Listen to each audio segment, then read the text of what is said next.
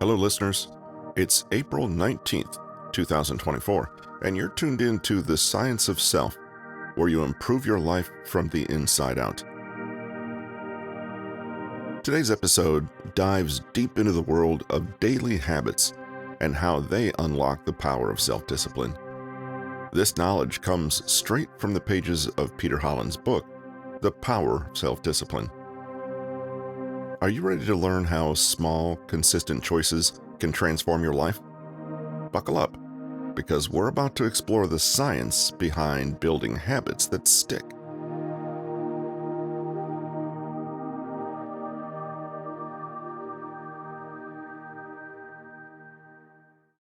Every once in a while, a writer will come across something called writer's block. This is a mental state in which the words just can't be squeezed out onto the paper, and no matter how hard they try, they can't think of what they want to write. It's like trying to extract water from a stone. People with this condition can go months without writing, to the extent that writing becomes something they don't even do. But in most of these cases, writer's block can be overcome quite simply by aiming to write 750 words of nonsense every day. Not that this is a drastically different aim than a writer would traditionally have. Normally, words don't flow because they are too precious. Some writers feel that every word, comma, and phrase makes a huge impact. Thus, the pressure to be great builds the longer they're withheld, and at this point, it starts to sound like we're back in that cycle of laziness, doesn't it? A writer may hold the belief that each word written needs to be literary gold, and then the avoidance begins. But if you set the expectation that most of what you write will be junk, suddenly you'll be free to start typing because it simply doesn't matter. Junk will always be junk, so there's no need to be precious or careful about it. All it takes is an excuse to start typing, and suddenly you far exceed the 750-word goal you set. When we talk about habits, we're talking about default behaviors that help you reach your intentions. Here, the 750-word goal conditions your brain into a writing mentality so that you're not just sitting around waiting for inspiration to come. You're making it a daily practice so that writing becomes easier. The best reinforcers you can provide yourself to maintain discipline and self-control are good habits. Unfortunately, we can start to go wayward when we aren't tied to any sort of guiding principle. A habit helps because it anchors you and removes off-the-cuff decision-making from the equation. The less responsibility you put on your sense of doing the right thing, the better off you will be. This chapter looks at some of the principles and strategies in developing helpful self-discipline habits. Make a formula. Something that damages self-discipline is when you look at it purely as, I need to get off my butt. Obviously, that goes without saying, but it's not something that is helpful if you don't actually get off your butt immediately. If you stay planted, what then? You'd better have some more weapons in your arsenal against laziness. Similar to the cycle of laziness we discussed in an earlier chapter, we should seek to better understand what goes into our lack of self-discipline. Instead of a cycle, this time we turn to a formula to comprehend the different forces at play. A formula can sometimes be more helpful because it can tell you exactly what elements are involved and what you need to change. A recipe can tell you just how many eggs and how much flour to put in a cake. A formula here can do the same thing for your self-discipline. Sometimes you might realize that you're setting yourself up for failure by neglecting the eggs entirely or trying to bake the cake in a rice cooker. You may not need to change much, just redirect your efforts to what's important. Formula making happens in much the same way a scientist or mathematician goes about their work with a series of set procedures and methods to test their theories and solve problems. And, just like scientists, you can manipulate and play with the quantities of each variable to achieve the effect that you want. The only difference between scientific formula and the one I'm talking about is that you're not using hard data, numbers, or mathematical standards to build the elements of your formula. Instead, you're substituting your values, qualities, and external factors for numbers and functions. The concept is to replace the individual variables of something like E equals mc squared with more abstract, technically incalculable parts of your experience, things like motivation and beliefs and relationships between the two. You then incorporate this formula and base your decisions and actions around it, making adjustments or tweaks to the formula as you go until it's as right for you as possible. The following is a helpful and fairly straightforward formula to explain my approach and beliefs about self-discipline. SD equals PEM plus POB minus DC plus DS. Spelled out a bit more, self-discipline equals personal motivation plus positive benefits minus discomfort plus distractions. This formula represents my concept of self-discipline, SD, and the individual elements that comprise it. The measure of self-discipline is the difference between positive forces and negative forces. As long as the sum on the right side turns out positive, then you will have self-discipline. If not, then it's time to pay attention to each of the variables to find out why it's not positive. The positives are represented as PEM plus POB, and the negatives are DC plus DS. Personal motivation, PEM. This is why you care about something, and why it's important to you, and what purpose will it serve? How satisfied and fulfilled will it make you? What does eating healthier represent to you?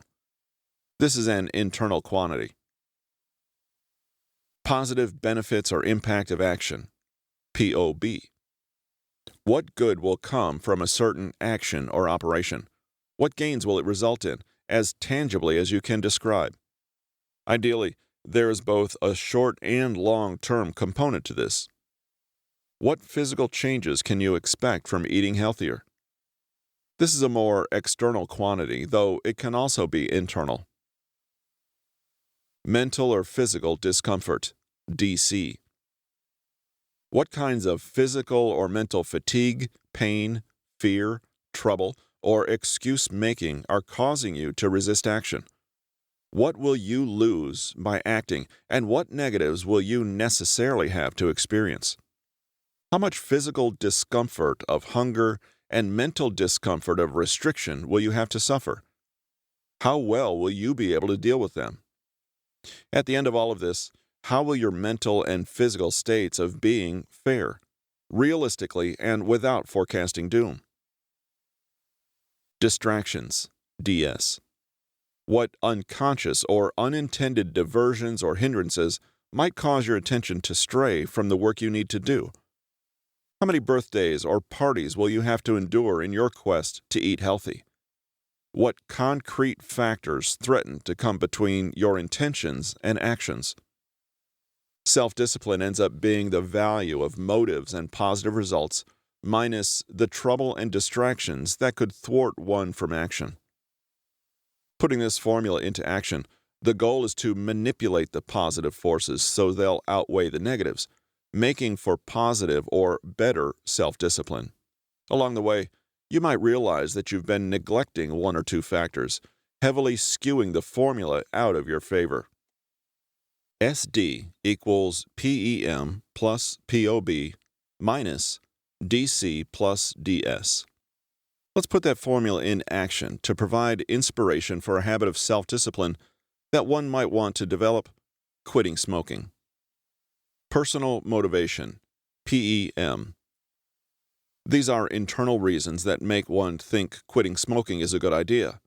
Why are they making that decision? They may have noticed they're short of breath or coughing a lot. Maybe one of their parents died from lung cancer as a result of lifelong smoking. They may want to be more physically active and want to make it as easy on themselves as they can. Or perhaps they're feeling like pariahs for being a smoker.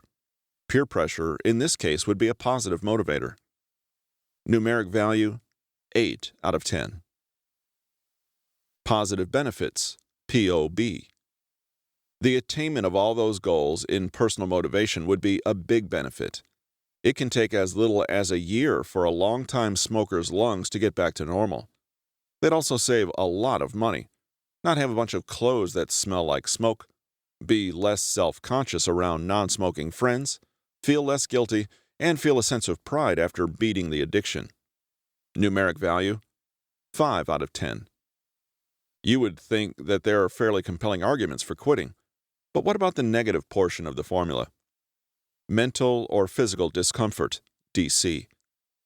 Someone quitting smoking might feel the pangs of physical withdrawal and be subject to cravings for a while.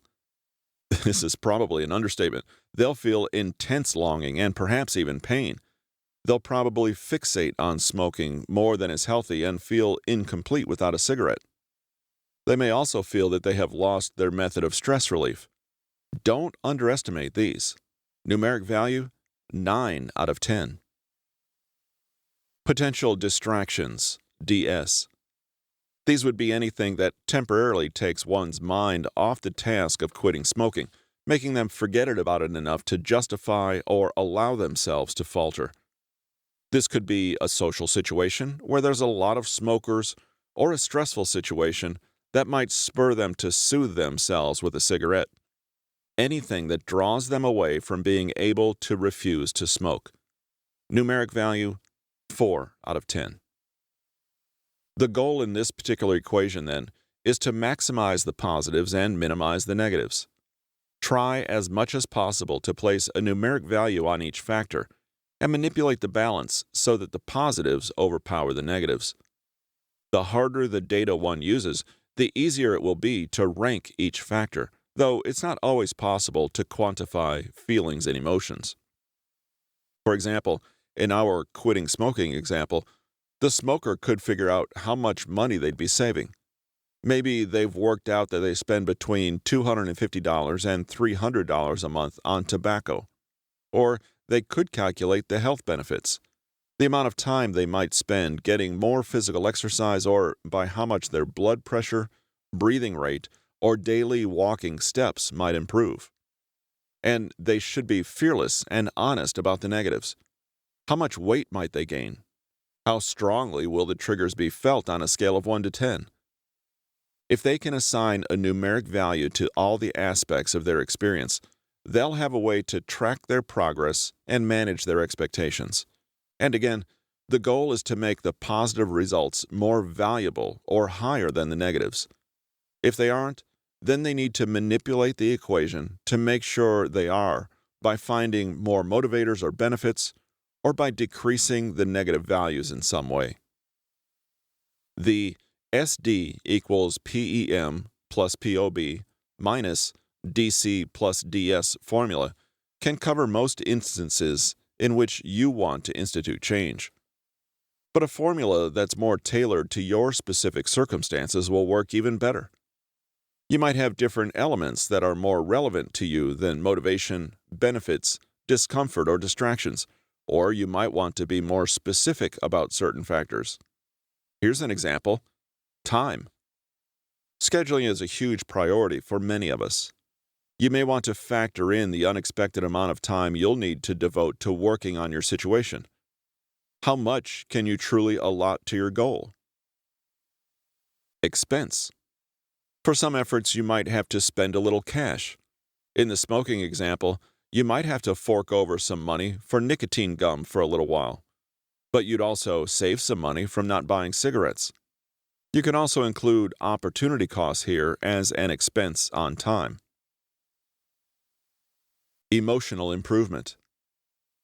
Although feelings are hard to quantify a lot of the time, if you're keenly in touch with your emotional status, you might be able to ascribe values to your good and bad feelings. Is the anxiety that quitting smoking produces more value than the increased energy or relief you might feel? Perhaps you only want to focus on one specific benefit and nothing else matters at the moment. The possibilities for what criteria you use for your own formula are endless. You have a lot of room to be creative about the factors that influence you the most. Figure out how strongly each of them relates to your own personality and beliefs, and assign them a numeric value to see what you need to eliminate, increase, or otherwise manipulate. With all your options, you may come up with a complicated formula with dozens of variables. That might be good for analysis, but not in practice. The fewer moving parts there are to your formula, the more manageable it is. After all, both the cycle of laziness and this formula show that it's not so complex. The if-then technique. A helpful habit that directly deals with the fork in the road that may or may not lead to self-discipline is the if-then technique. This is sometimes known as an implementation intention. In other words, making your intention easy to implement. The if portion corresponds to an everyday event occurring, while the then portion corresponds to the self-disciplined action you desire.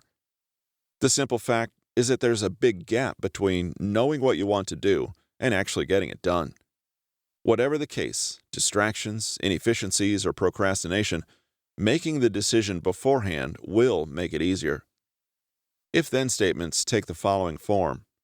If X happens, then I will do Y. That's it. This is something you decide in advance, and there are two primary ways to use it. This makes it easier to build self-discipline because all you have to do is plug your desired action in as a natural consequence of something that is certain to happen. When actions are chained and given forethought, they tend to happen.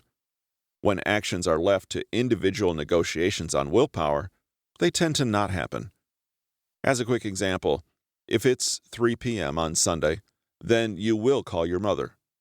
For some of us, this might require massive self-discipline. Or if it's 3 p.m., then you'll drink 2 liters of water. Or if it's 9 p.m., then you'll floss your teeth. These are examples of when you use if-then to accomplish a specific goal, the first type of use. X can be whatever event, time, or occurrence you choose that happens on a daily basis, and Y is the specific action that you will take. The if-then statement simply takes your goals out of the ether and ties them to concrete moments in your day.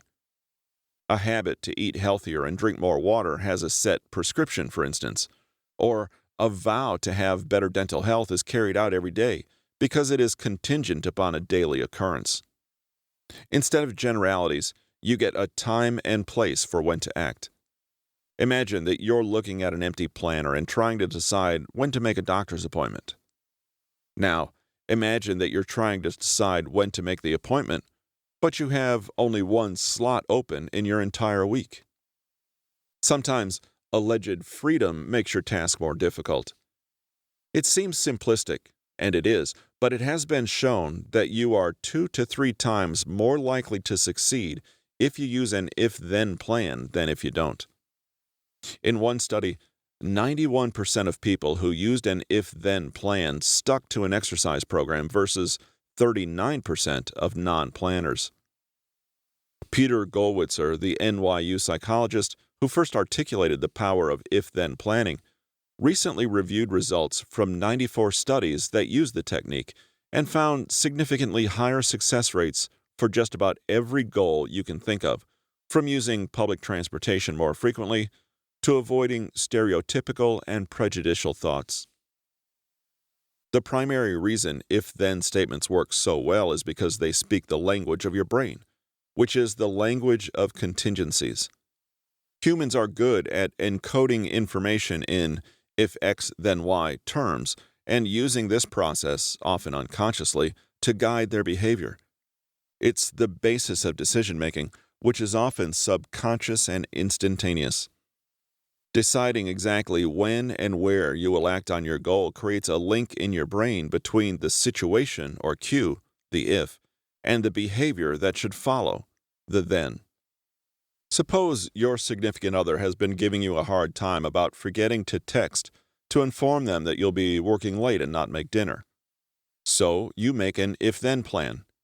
If it is 6 p.m. and I'm at work, then I will text my significant other.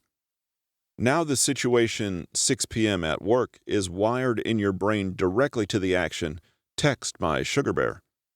Then the situation or cue, 6 p.m. at work, becomes highly activated. Below your awareness, your brain starts scanning the environment, searching for the situation in the if part of your plan. Once the if part of your plan happens, the then part follows automatically. You don't have to consciously monitor your goal, which means your plans get carried out even when you're preoccupied. The best part is that by detecting situations and directing behavior without conscious effort, if-then plans are far less taxing and require less willpower than mere resolutions.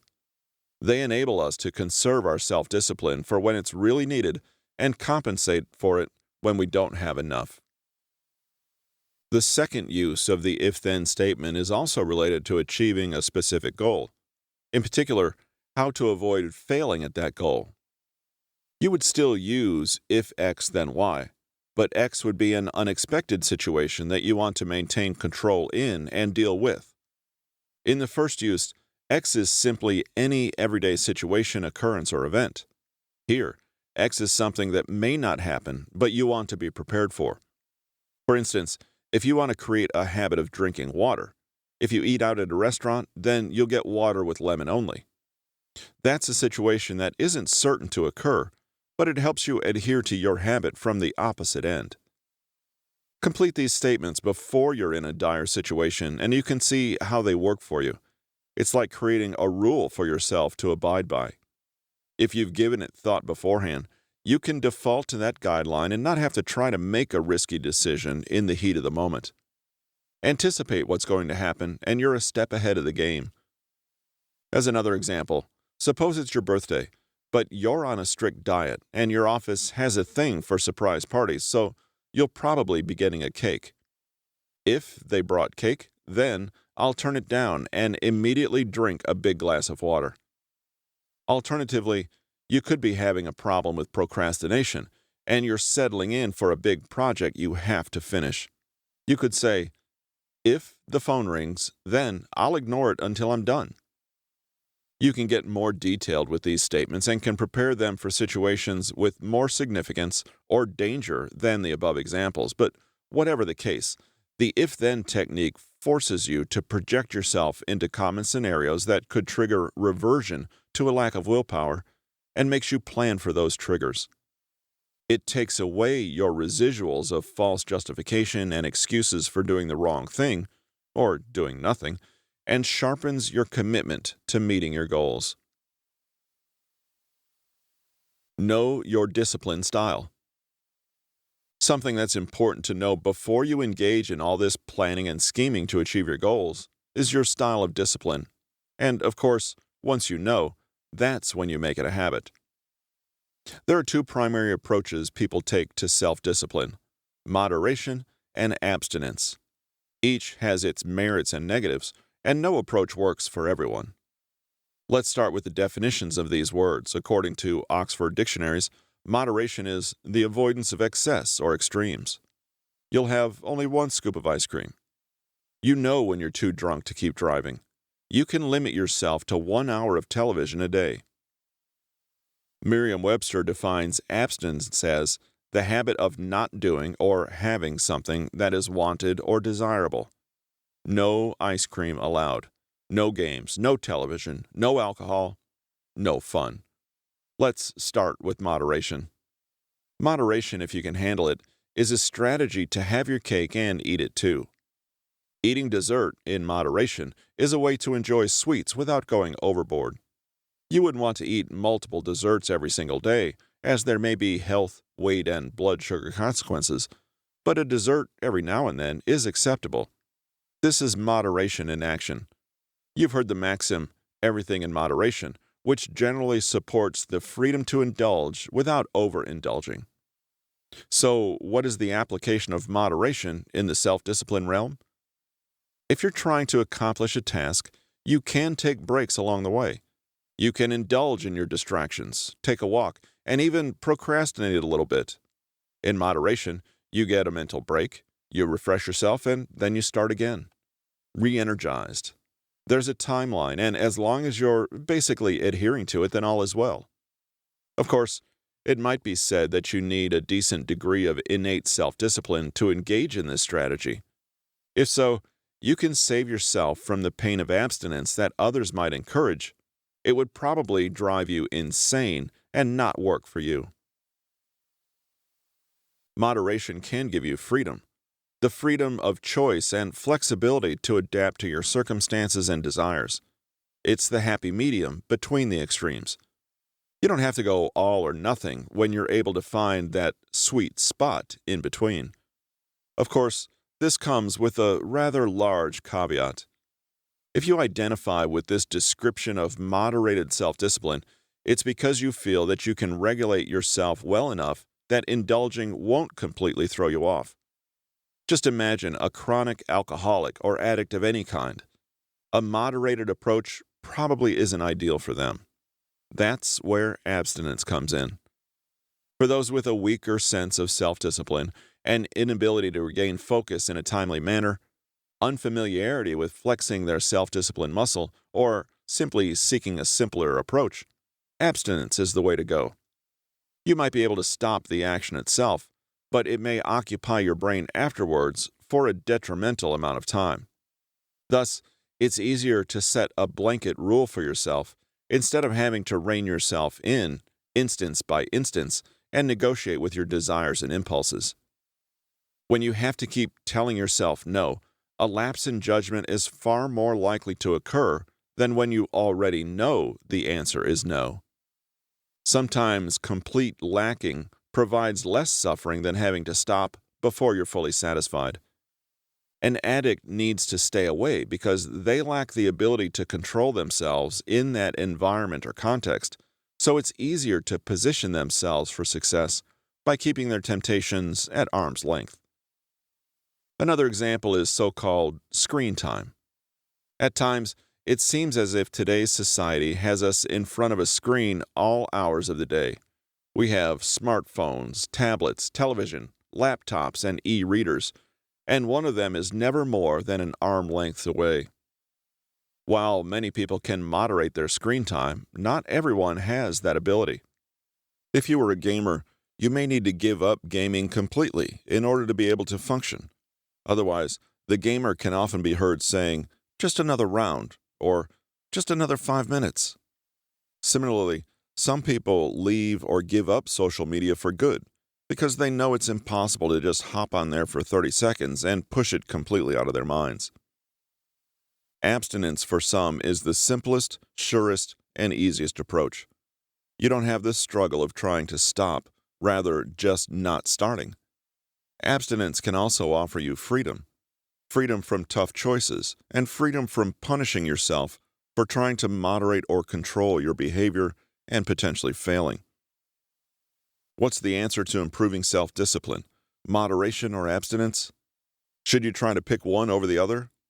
Which one is better? Is it always an either-or proposition? Is it just as easy as saying, if you can handle it, moderation, if not abstinence? There are no easy answers to these questions. To some degree, you need to know yourself. Do you have a tendency for extremes? Do you go all or nothing when approaching a task or goal? Or are you able to cut yourself off at a given milestone or time point? How easily can you redirect your energies toward a task? Instead of answering these questions off the cuff, answer them by thinking about examples of your past behavior. Only actions matter here, not intentions. Maybe we can think of this as a process. The first step would be abstinence. While we work on our willpower, you can completely avoid your triggers and distractions. As we mature and develop our discipline, then we can consider moderation. This is otherwise known as going cold turkey. You might find that you can completely control yourself after this learning period, and no further reinforcement is needed. On the other hand, the opposite process, moderation to abstinence, is also valid as a process of weaning yourself off of something. Here, the end goal would be complete abstinence. Whatever the case, understand that you probably lean naturally towards one over the other, so don't try to be someone that you're not. Utilize peer pressure. As a teenager, you were probably warned of the pitfalls of peer pressure, and yet you still probably uttered the words, "But everyone else is doing it," more than once, because it was nearly impossible to resist at the time. The fact of the matter is that we decide far less on our own than we think. We are victims of our social and physical environments. Peer pressure is the direct influence upon someone by his or her social circle. In the teenage context, it's almost always talked about in the negative sense. Even as adults, we may still experience peer pressure in some of the more negative ways we did as teens. It's often in the sense of keeping up with the Joneses. But is there a positive side to peer pressure? Like most things, it all depends on whether you can control it or you become controlled by it.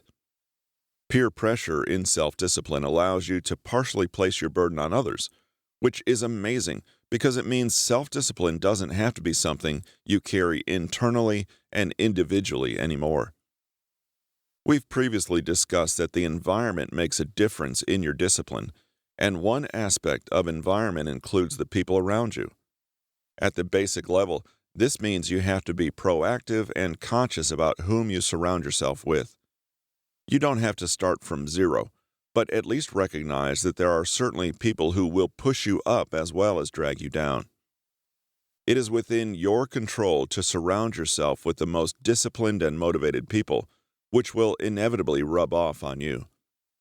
You may not be able to choose your family or coworkers, but the people you spend your free time with are up for grabs. Aside from the general level of support you find in your social atmosphere, there are a variety of ways to take advantage of positive peer pressure. We can utilize mentors or role models. We can create accountability groups or partners.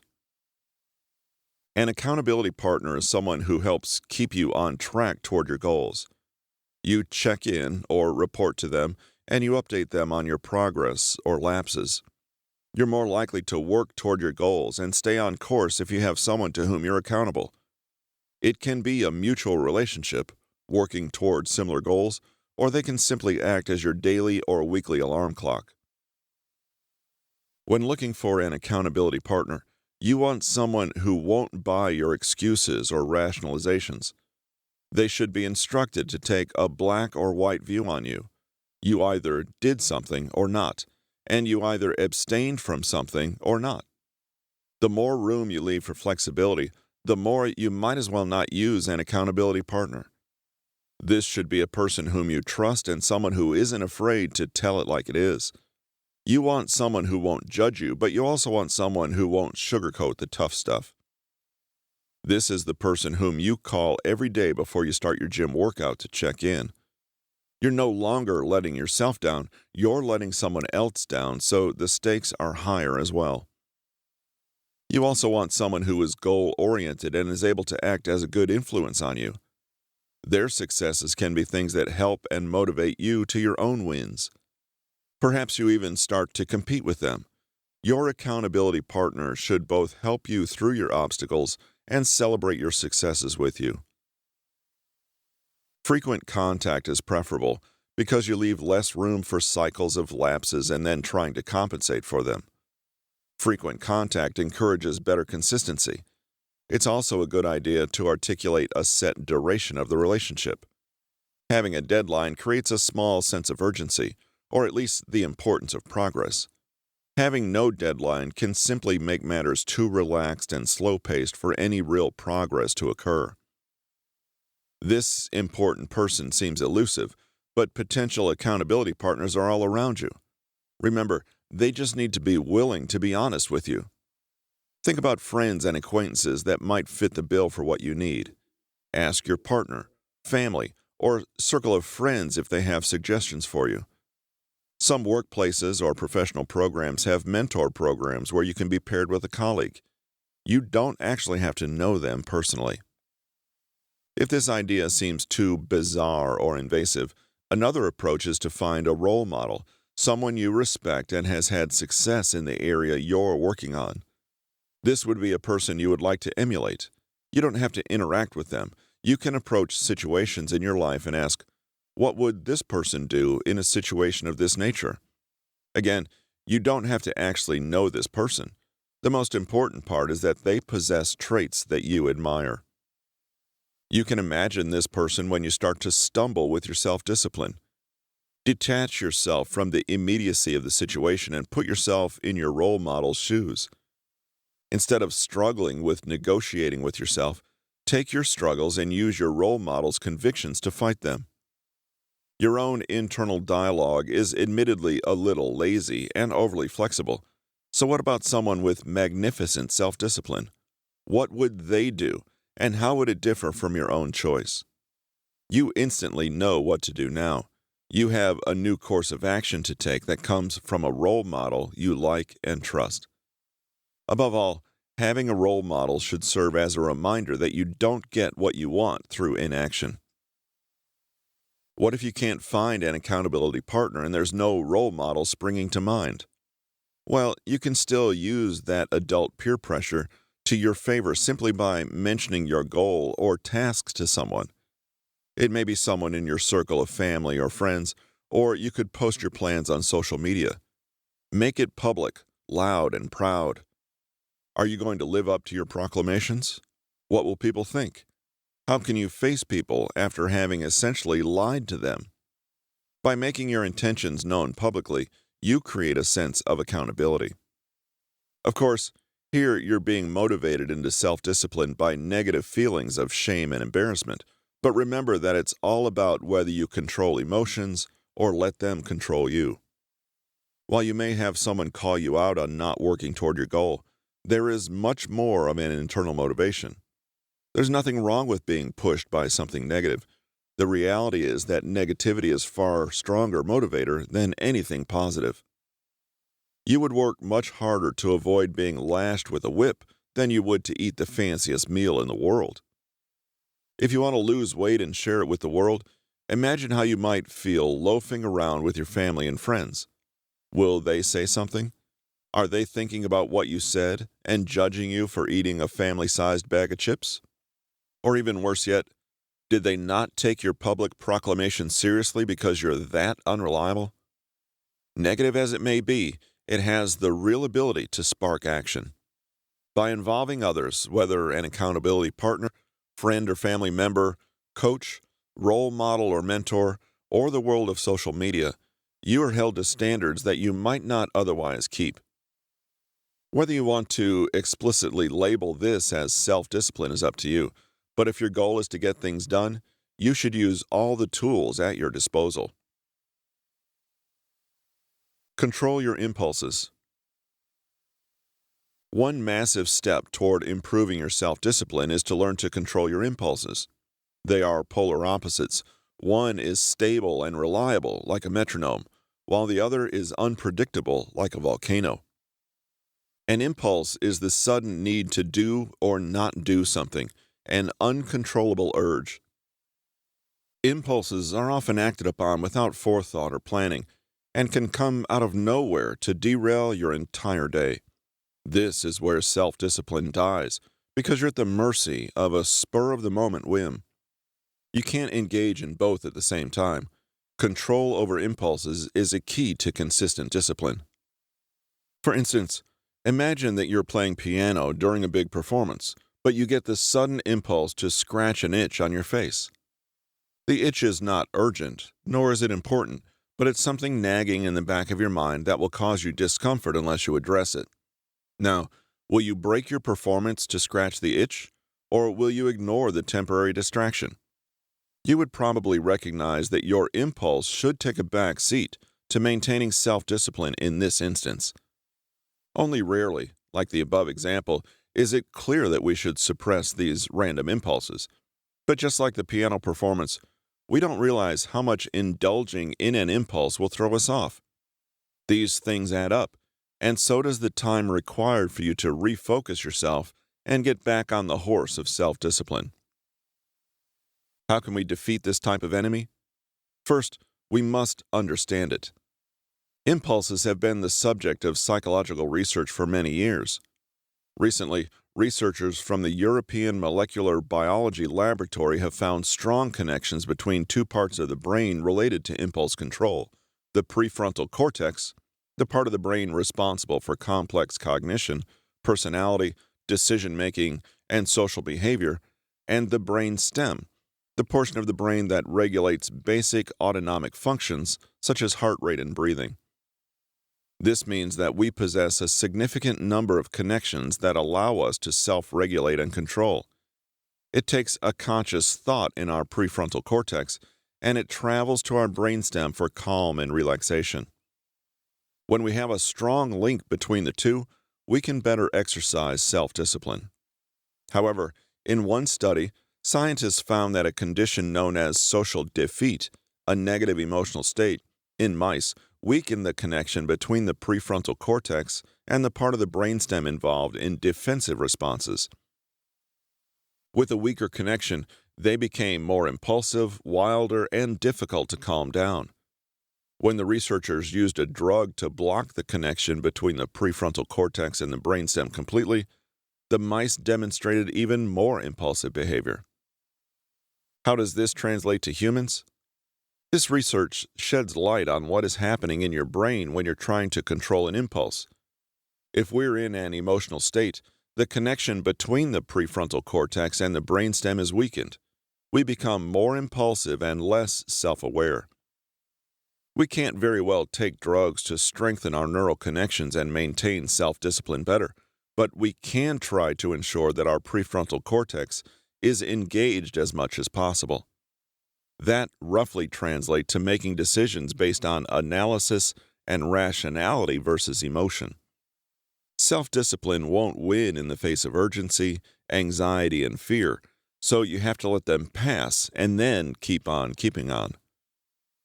When we're thinking with our brainstem, which isn't something we can control, our self-discipline goes out the window. There are techniques we can implement to help support our desire to better control our impulses. Generally, they involve some sort of delay between feeling the impulse and the reaction you give to it. In other words, the more distance between feeling the itch and scratching the itch, the better. You'll usually find that the impulse simply disappears on its own, which further proves its status as something that is simply masquerading as important when it's really not. The power of 10. If you can delay action on your impulses, often you can overcome them. There is something to be said for taking a breath, counting slowly to 10, and giving yourself a moment. Tell yourself to persevere for just 10 more seconds when you want to stop, and tell yourself to try something out for just 10 seconds when you're delaying starting. That's the power of 10. The mere act of holding yourself back requires self-discipline, and you practice feeling a reaction without acting on it. The power of 10 takes the urgency out of your urge to act immediately. Remember, that's where your brainstem loses its grip over your actions and your prefrontal cortex steps in. For some impulses, counting to 10 won't suffice. For example, if you see something you want to buy but don't really need, instead of just taking it to the register to be rung up, you can take 10 minutes, the second power of 10. This is the same type of diversionary tactic that neuroscientists have found extremely effective to battle impulse spending and shopping. Just 10 minutes drastically reduces the brain's thirsty response for a reward. Rather than rush to purchase the item, you could leave the store for 10 minutes, and you'll be less likely to follow through with the purchase. Usually, an itch will disappear within seconds. A strong emotional spike will mostly dissipate within 10 seconds. You might stop seeing red in that time span.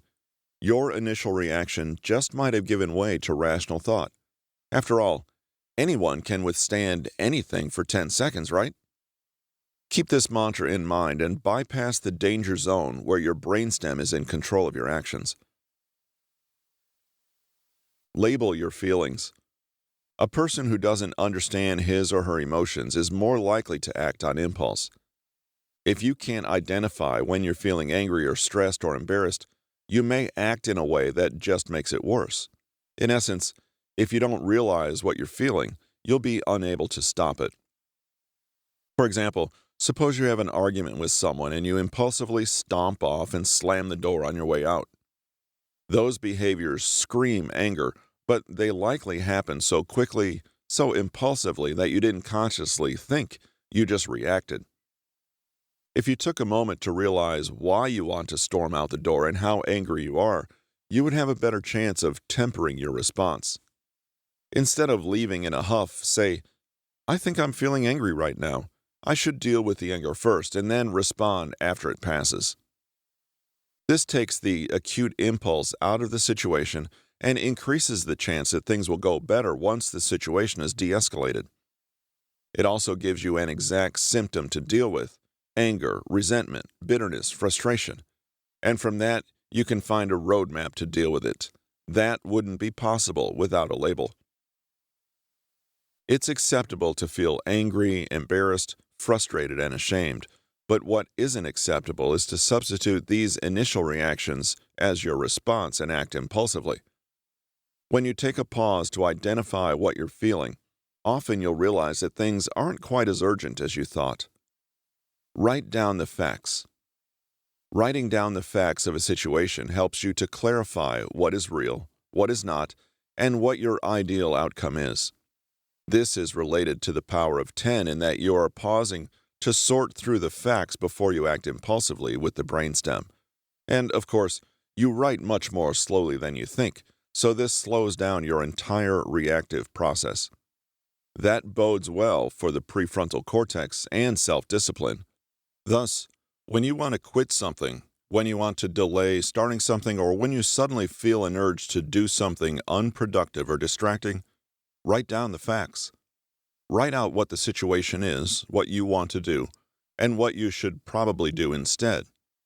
Write down your ideal outcome and how that differs from the path you would take if you gave in to your impulse. Highlight only what is factual and leave out the rest. Don't write down your feelings, emotions, fears, or anxieties. Keep it black and white.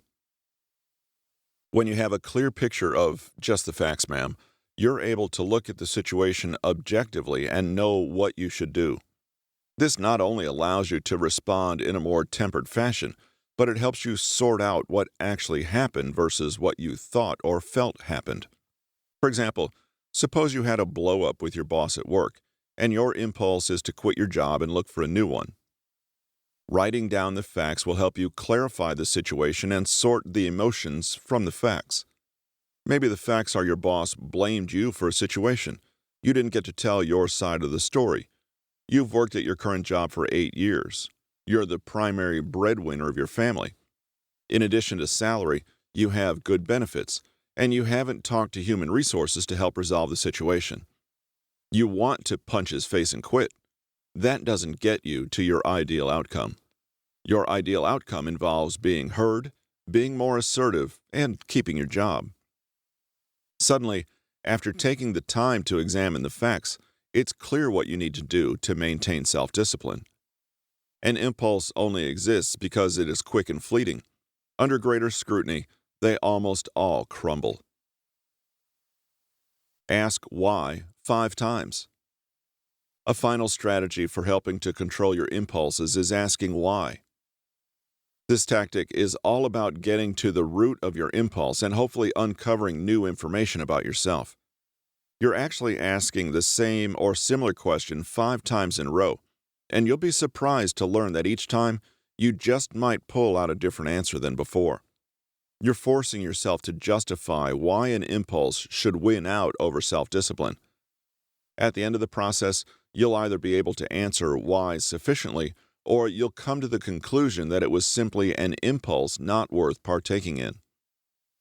Impulses are never thought through or founded on deep analysis, so you wouldn't expect to be able to answer why more than once or twice.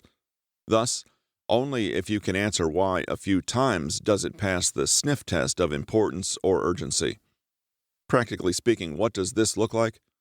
Suppose you have an impulse to break your spending discipline and buy a new sweater. Why do you want it? I like it. Why do you want it? It's a great price. This is as far as an impulse will probably carry you. Why do you want it? No real reason other than wanting it. Why do you want it? Looks cool? Why do you want it? I guess I don't really. Once you've asked yourself the why 5 times, in 5 different ways, you've distilled the main pros and cons for why you should or shouldn't buy the shirt. And really, you've come up with nothing to justify the impulse.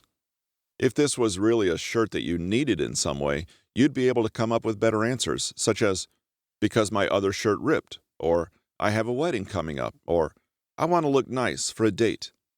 In those instances, you're not dealing with an impulse masquerading as a need, it's an actual need. Even if it doesn't bring you to the point where you realize you can't answer why 5 times, which is a red flag, at least it will force you to stop and think about your decisions. Whatever the case, you've become more mindful and more likely to be disciplined in your daily life. Looking at each of these strategies, the common themes involve reflection, self-awareness, and pausing before responding. Takeaways. Self-discipline and habits are innately intertwined. In fact, habits are the natural goal for self-discipline. Self-disciplined acts require conscious effort until the point it becomes a natural habit. Make it a habit to think about a self-discipline formula, either the one in this book or one of your own making. It's another way to visualize exactly what forces are at play regarding your self-discipline. My favorite version: self-discipline equals personal motivation plus positive benefits minus discomfort plus distractions. Here, if the right side of the equation turns out positive, then you have the prerequisites for self-discipline. Thus, it becomes a matter of understanding the positive forces, motivation and benefits, and the negative forces, discomfort and distractions, and how they manifest in your life. You may even discover that you're neglecting a few factors, which is just setting yourself up for failure. Use the if-then technique to make your decisions before you have to decide to exercise self-discipline. Our worst decisions come when we rely on our strength of character. Thus, plan around them. If X, then Y can be your new best friend, and it is applicable in just about everything we encounter on a daily basis. It turns out we behave better when linked to other things. What kind of discipline style should you use, abstinence or moderation? Abstinence provides that there are no exceptions allowed, and it actually gives you a sense of freedom because you won't have to negotiate with yourself on when to start, stop, and feel satisfied. Moderation is when you accept a certain amount of deviation, as long as you can meet your goals and milestones you set out beforehand. There is also freedom here because you can indulge and not feel like you're missing out on anything. Peer pressure can be positive. The sad truth is that we're products of our physical and social environments. With regards to the latter, the people around us can sometimes make or break us. Thus, we can construct our social circles to help us become more self-disciplined. You can use accountability partners, role models, mentors, and teachers. You can also dip into the dark side and use the negative emotions of public shame and embarrassment to keep you accountable. After all, we work harder to avoid a punch in the face than to eat our favorite food. Impulses are the antithesis of self-discipline. They are unpredictable urges that can take over at any point. Studies have shown that impulses are stronger during emotional reactions. Thus, battling impulses is about putting as much time as possible between an emotional reaction and the actual response you give. Delaying tactics, in other words. You can use the 10-second or minute rule, label your feelings, write down the facts of a situation without regard to your personal perspective, and ask why 5 times to understand the root of the impulse.